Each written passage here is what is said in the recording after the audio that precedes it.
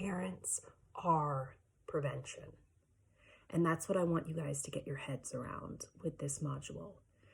Parents are prevention. So how do you become a parent of prevention instead of a parent that reacts to problems? So as the adolescent brain develops, as we've reviewed, there's going to be an orientation towards their peer group. This is hormonal, this is biological, this is survival.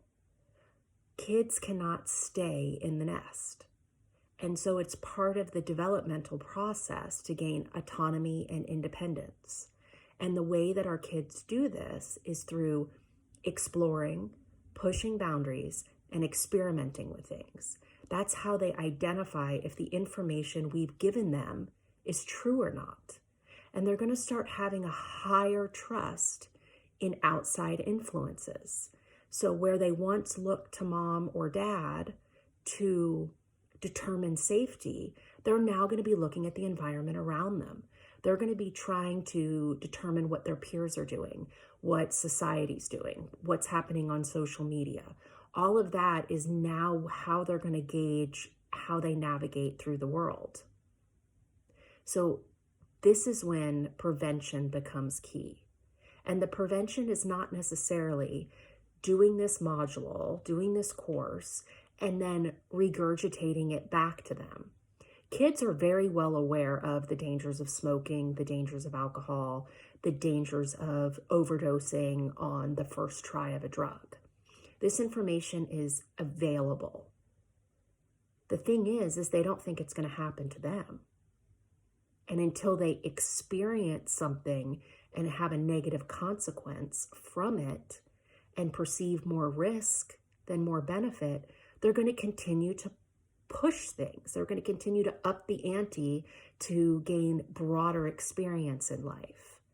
And sometimes it's the really smart kids that push the most boundaries because they're most inquisitive about the world and the consequences around them. So how do we become parents of prevention? We do this by being aware and educated. We certainly can't do this with our heads in the sand, right? So that's one thing that this course provides. It provides you current knowledge about what's out there, things to look for, cues, things to think about. Because if you understand, then you're naturally going to go into any sort of conversation with more confidence. We also become parents of prevention by asking questions. Not how is your day, but tell me something that you learned on social media that I don't know about. I like to learn from you and I'd like to hear what you're learning about. And you might get oh mom, oh dad, but genuine interest and tenacity on a parent to continually show up and be engaged with questions rather than demands and answers is really going to put your teen in a position of wanting to be conversational with you. And when that starts happening, that's where the magic is, because then you have a back and forth dialogue and it's not always you saying no to some sort of extreme ask that they have. And the asks will be extreme and there will be plenty of no's. But if you can get some back and forth actual conversation happening in there, that's part of prevention. The other part of parenting for prevention is providing a safe spot.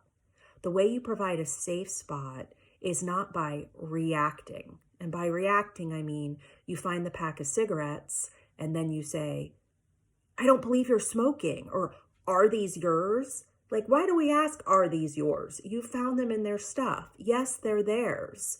They have experimented with nicotine at that point. So having to ask, are these yours, or why do you have these, is really invalidating their experience and is probably going to shut them down.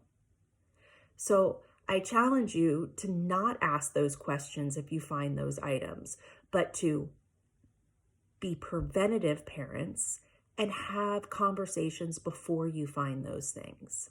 And not conversations necessarily about substances, but conversations about life, about strengths and weaknesses, about what makes them unique.